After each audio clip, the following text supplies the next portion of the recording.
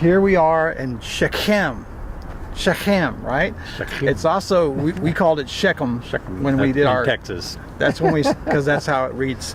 Yeah. And so this is a significant place. This is extremely significant because this is what we studied in Genesis chapter 12 and verse 6. It says that Abram traveled from Ur of Chaldees, the house of his family, left his relatives, and came into the land of Canaan. That's here. And this at the time was a small village of Shechem. Now it's a very large city of about 190,000 people.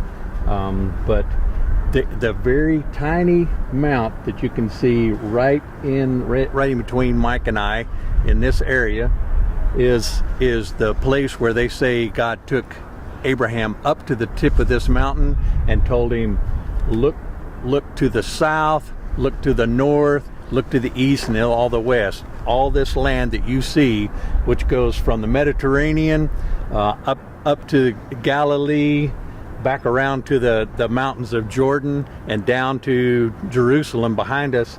That's what God promised He was going to give to all of the descendants of Abraham. And there's so much history here, even beyond that. I had a verse here that I wanted to read. When Joshua came back through here with the children of Israel, and do you remember the verse? He says, "As for me and my house," this is one of my favorite verses. Yeah. Joshua 24:14. It says, "Now therefore, fear the Lord, serve Him in sincerity and truth, and put away the gods which your fathers served on the other side of the river in Egypt.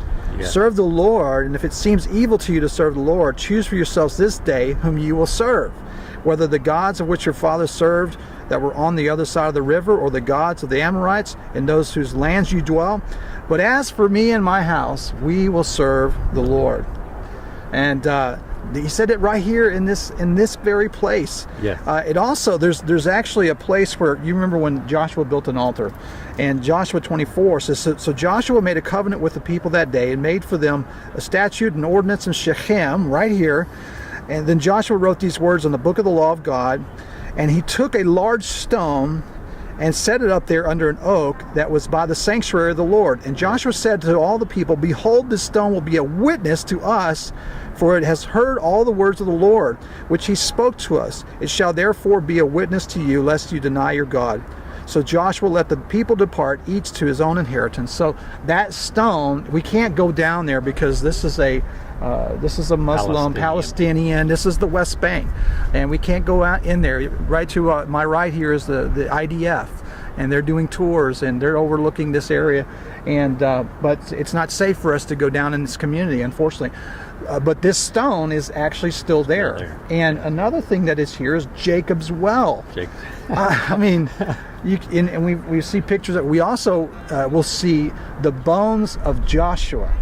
Right, or Joseph, the bones of Joseph, right? Brought back. Brought back from Egypt. Do not bury me in Egypt. Carry my bones back to Israel. And this is the place they brought his bones back, in Shechem. Yeah. And buried his bones. So Joseph, the one that was taken into captivity into Egypt, sold into slavery by his own brothers, right? Yes. He went to Egypt, and you remember the provisions that would happen there because of him, save the tribes of Israel, and Joseph told his brothers, "You meant it for evil, but God meant it for good to bring about this present salvation of the people of Israel." So before he died, he said, "Do not bury me in Egypt." Yes. He wanted to be buried in his homeland. Back to Israel. Right here in this very place. So his bones, there's actually, I heard today someone talking about, in Egypt, there's actually the tomb that for all appearances, it looks like a pharaoh's tomb. But it was not. It was in the location where the nation of Israel was. But it is empty. Empty. No bones there. His bones are not there. They brought him up from Egypt to this location right here. Absolutely. So his bones are here in this very community, Shechem. Now, as if that's not enough, right? In the New Testament, Jesus Christ walked here with his disciples. Remember, he went to Samaria, right? He went through Samaria, which was not a place where Jews typically associate with. Samaritans did not like Jews, and vice versa, I guess. And so he comes and he sits at the well, or stands at the well, because he was thirsty and tired. Well, I understand, man. This is a long walk. It is. And so he was tired, and he needed a drink. And he saw a woman at the well. This was what we always call a divine appointment. Yes. And he sees the woman at the well, at Jacob's well. And I have a picture here for you to see at Jacob's well. That's where Jesus dipped the water. Think about this. The well, the actual well, is still there. The very place where Jesus dipped into the ground is still a water source to this very day, and it's goes down into the aquifer that provides water for this entire region. So man, so Jesus and his disciples would have come up through this valley from Jerusalem up through this valley, and they went into the village of Shechem to get some food. He stopped at Jacob's well and waited there in the heat of the day when the woman at the well came. Yeah. It's right here at this location. And it says he spent many nights here. He spent 3 days? 3 nights, I think. 3 days, 3 nights in Shechem because of what was going on.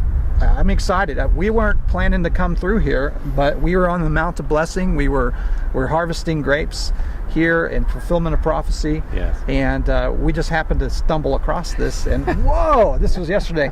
So this is exciting. We're going to go from here. We're going to go to Shiloh, which is where the tabernacle sat for hundreds of years, and we are going to go there, and we'll show you more information there. And I can't wait to go on our next stop. Yeah. One thing before we go, it is, I know you can't hear it in the movie recording, but these valleys would have been filled with 4 to 6 million of the children of Israel coming through, and he divided them up, the amount of blessing and the amount of curse, and said, blessing or curse, make your choice. But you can hear down in the valley, you can hear in this city, you can hear cars driving, you can hear every horn honk, you can hear a jackhammer, you can hear little children playing down in the side. They could have heard the voice of Joshua back up into the hills, all the way up here. They could have heard his voice. That's a good point, because back then they didn't have the technology of speakers and so amplifiers. So how did millions of people hear one person? And when you sit here, we're hearing kind of the commotion of the town. The pollution, air pollution, sound, noise pollution. And so imagine if there's no noise pollution here, other than people, and the people are extremely quiet, and you could absolutely hear a person speaking. Joshua speaking to him. No doubt about it. So you hear the horn going off. Yeah, just hear that horn. That horn is miles and miles away. Yes.